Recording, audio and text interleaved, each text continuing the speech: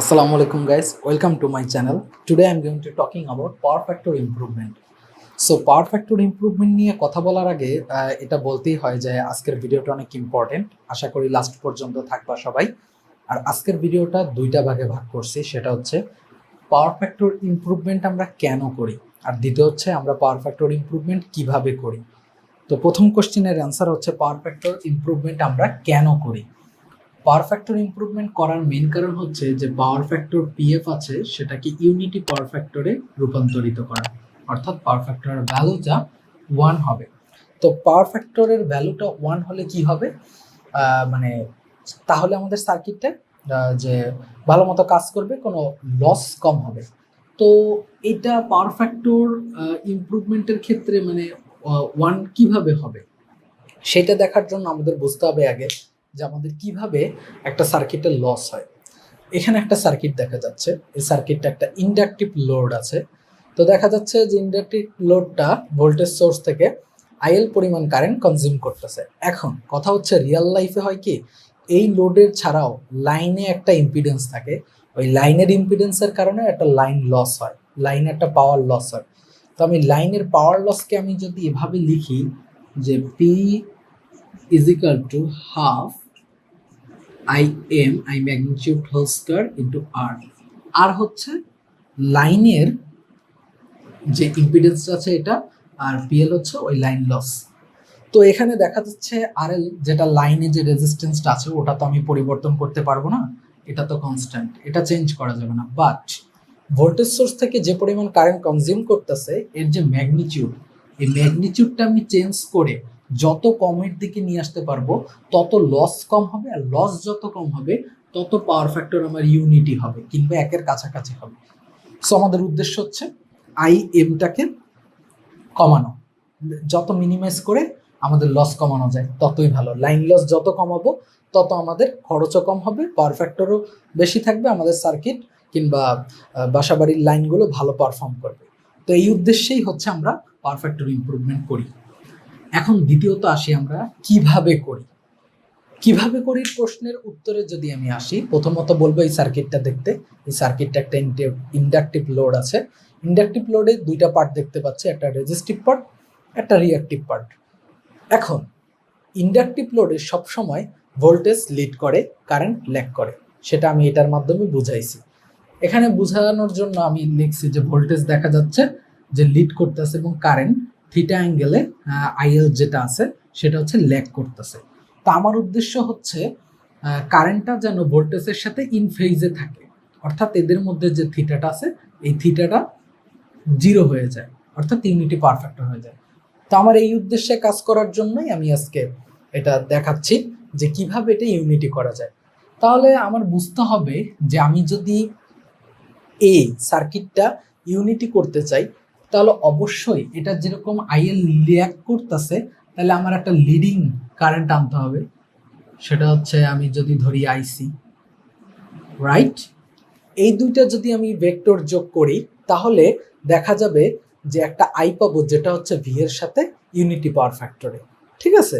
তো এই কারণেই পাওয়ার ফ্যাক্টর ইমপ্রুভমেন্টের কারণেই সবসময় যে লোডটা থাকে ইন্ডাকটিভ লোড, ওইটার অ্যাক্রসে প্যারালালি একটা ক্যাপাসিটর যোগ করা হয়, ক্যাপাসিটর মানে সংযোগ করে দেখানো হয়। তো ওইটাতে যাওয়ার আগে আমি এই সার্কিটটা অ্যানালাইসিস করে দেখাবো।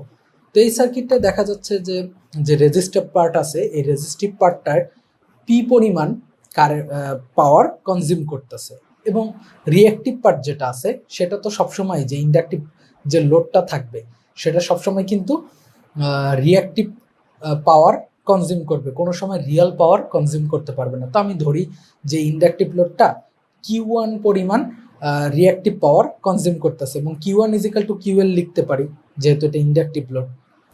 সো এইটারই ভেক্টর ডায়াগ্রাম হচ্ছে এটা। এখন অনেকের মনে প্রশ্ন আসতে পারে যে এটা আমি কিভাবে আঁকছি।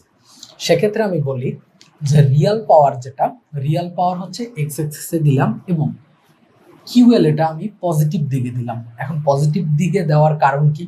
কারণ হচ্ছে এটা ইন্ডাকটিভ লোড আমরা জানি S equal to P plus J Q, right?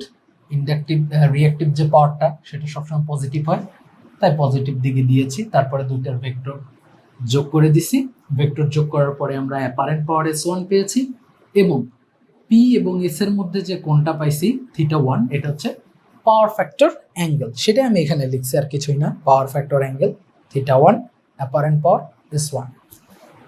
আমরা এই সার্কিট থেকে লিখতে পারি যে P is equal to SP এবং এস এর রিলেশন S1 cos θ1, রাইট? এবং আমরা এখানে QL আর Q1 একই জিনিস, যেহেতু আমি এখানে ডিফাইন করছি Q1 আর QL সেম, সো আমি লিখতে পারি equal to P tan θ1, right?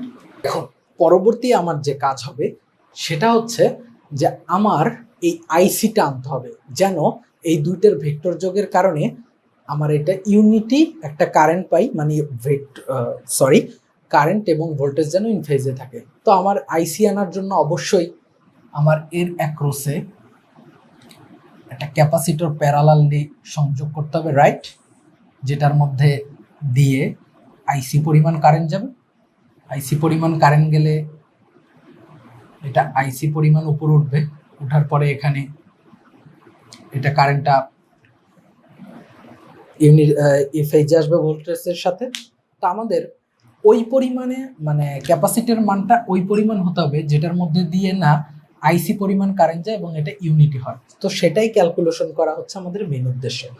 এখন পরবর্তী ধাপে আসি, সেটা হচ্ছে আইসি যোগ করার পরে, মানে আইসি আসলো কিভাবে? ক্যাপাসিটর যখন আমরা প্যারালালি সংযোগ করে দিছি, এটা সংযোগ করলে সার্কিটের রিয়াল পাওয়ার কিন্তু ওই রেজিস্টিভ পার্টি কিন্তু কনজিউম করবে, কারণ সার্কিটে কখনো ইন্ডাকটিভ পার্ট এবং হচ্ছে ক্যাপাসিটিভ পার্ট রিয়াল পাওয়ার কনজিউম করতে পারে না, এরা রিয়াক্টিভ পাওয়ার সবসময় কনজিউম করে।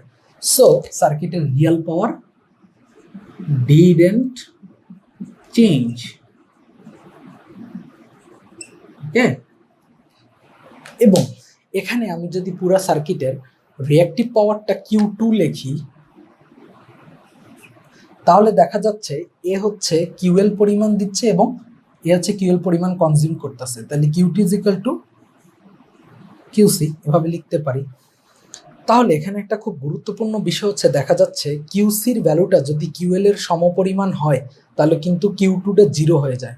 আর আমার কিন্তু গোল এইটা যে আমি সার্কিটের যে ইমাজিনারি পার্ট কিংবা রিয়াক্টিভ যে পাওয়ারটা আছে এটা যদি 0 করতে পারি এবং রিয়েল পাওয়ারটা যদি দেখাইতে পারি, ওইটাই কিন্তু আমার গোল। তাহলে আমার পাওয়ার ফ্যাক্টর ইমপ্রুভ হয়ে যাচ্ছে, এটা একটা রিয়েল সার্কিটের মতো আচরণ করতেছে, ঠিক আছে? তো আমার গোল হচ্ছে যে কিউসির ভ্যালুটা QL এর কাছাকাছি রাখা কিংবা সমপরিমাণ রাখা, তাইলেই আমার সার্কিটটা রিয়াল দেখাবো। অর্থাৎ এখানের যে ইম্পিডেন্সটা ওটা দেখাবে ZL, আর এখানের যে ইম্পিডেন্সটা ওটা এরকম দেখাবে ZC। তো দুইটার যোগফল করে আমি একটা আর পাবো, এখানে কোনো রিয়াক্টিভ পাওয়ার থাকবে না, ঠিক আছে? কারণ এই দুইটা 0 হয়ে যাচ্ছে। তো ওইটাই পুরোপুরি তো 0 করতে পারবো না, আমার চেষ্টা থাকবে ওইটাই যে কিউসির ভ্যালুটা এটার কাছাকাছি এনে যেন এমন করা যায় যে শুধু রিয়াল পার্টটা থাকে আর রিয়াক্টিভ পার্টটা নালিফাই হয়ে যায়। এখন আমরা এইখানে এইটা অ্যাড করার ফলে যে চেঞ্জটা হবে সার্কিট ভেক্টর ডায়াগ্রামে সেটাই দেখাবো। সেটা হচ্ছে এখানে অ্যাড করার ফলে রিয়াক্টিভ পাওয়ার কনজিউম করতেছে, সেটা হচ্ছে কিউসি পরিমাণ। এখন অনেকের মনে কোশ্চেন থাকতে পারে যে আমি এটা কিসের জন্য নেগেটিভ সাইডে দিলাম। আমি জানি যে ক্যাপাসিটিভ লোডের ক্ষেত্রে এস সবসময় হয় পি মাইনাস জে কিউ, যেখানে রিয়াক্টিভ পাওয়ারটা নেগেটিভ হয়, তাই কারণে আমি এটা নেগেটিভ সাইডে দিচ্ছি। এখন এই দুইটা যদি ভেক্টর যোগ করি তাহলে এখানের একটা নতুন কিউ পাওয়া যাবে, যেটাকে আমি Q2 দ্বারা অলরেডি চিহ্নিত করছি। তো আমি এটা Q2 লিখতে পারি, রাইট? আর এই দুইটার পি এবং কিউ এর ভেক্টর যোগ করলে একটা নতুন ভেক্টর পাই আমরা। এই ভেক্টরটার যদি আমরা যোগ করি, এটা একটু হিজিবিজি হয়ে যাচ্ছে, তা আমি এটা সুন্দর করে আবার এঁকে দেখাচ্ছি।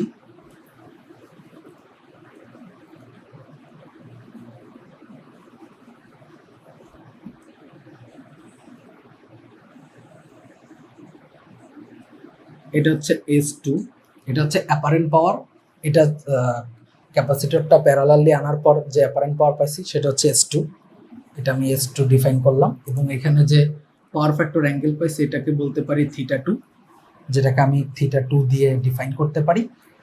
তাহলে এখানে দেখা যাচ্ছে যে আগের থেকে কিন্তু সবকিছু একটু মানে কমে আসছে। এখানে Q2টা ইসে পাওয়া গেছে। তো এখানে আমি বলতে পারি P = হচ্ছে S2 cos θ2 রিলেশনটা। আবার আগে যখন তারপর আবার লিখতে পারি Q2 = P tan θ2, রাইট? তো আমার কিউসির ভ্যালু বের করার জন্য আমি লিখতে পারি কিউসি এই ইকুয়েশন থেকে যদি আমি ধরি, আর আমি তো জানি QL = 1 ধরতে পারি। তাহলে এটা আমি যদি লিখি তাহলে আমার দেখা যাচ্ছে যে আমার ইকুয়েশনে Q1 - Q2, রাইট? তো Q1 এর ভ্যালু কত? Q1 এর ভ্যালু আমি আগে দেখাইছিলাম যে P tan θ1, আর Q2 এর ভ্যালু হচ্ছে P tan θ2। এখান থেকে P কমন নিলে tan θ1 - tan θ2, রাইট? তো এখানে θ1 আর θ2 মানে আমার বুঝতে হবে এটা কিউ না, সরি এটা থিটা। কেউ আবার কিউ বুঝো না, এটা হচ্ছে থিটা। তো এটা হচ্ছে অ্যাকচুয়াল পাওয়ার ফ্যাক্টর অ্যাঙ্গেল যেটা আমার দেওয়া আছে এখন বর্তমানে, যেটা আছে actual power factor angle, actual PF angle. আর এইটা θ2 যেটা আছে এটা হচ্ছে ডিজায়ার, মানে আমি চাচ্ছি আমি কত পাওয়ার ফ্যাক্টরে উন্নীত করতে চাচ্ছি। স্বভাবত ইউনিটি পাওয়ার ফ্যাক্টরে চাচ্ছি, তো 1 হতে পারে, আর যদি কোশ্চেনে ভিন্ন দেওয়া থাকে তাহলে সেটা ইউজ করতে হবে। এটা হচ্ছে ডিজায়ার্ড পিএফ অ্যাঙ্গেল, রাইট? তো এখানে আমরা কিউসির ভ্যালু পাইছি। কিউসি হচ্ছে কত পরিমাণ রিঅ্যাক্টিভ পাওয়ার ক্যাপাসিটরটা কনজিউম করতেছে, আমরা সেটা বের করতে পারছি। এখন আমাদের এইটার মানটা ইউজ করে আমাদের বের করতে হবে যে ক্যাপাসিটরের ভ্যালুটা কত নিলে এই জিনিসটা পুরা মেকানিজম হচ্ছে যেটা রিয়াল একটা পার্টের মতো দেখাবে, যেখানে কিউএল এবং কিউসি ভ্যালুটা প্রায় নালিফাই হয়ে যাবে। তো আমি কিউসির ভ্যালু পাইছি এখান থেকে।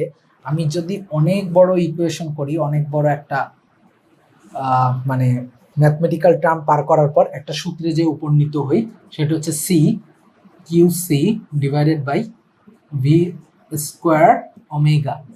ভি স্কোয়ার হচ্ছে যে সোর্স ভোল্টেজটা দেওয়া থাকে সেটা হচ্ছে স্কোয়ার, আর ওমেগা হচ্ছে আমরা জানি angular frequency, omega = 2πf, F হচ্ছে ফ্রিকোয়েন্সি, রাইট? তো এখানে আমি পুরো জিনিসটা দেখাইলাম না, এটা কিভাবে আসছে সেটা অনেক বড় হয়ে যাবে তার ভিডিওটা।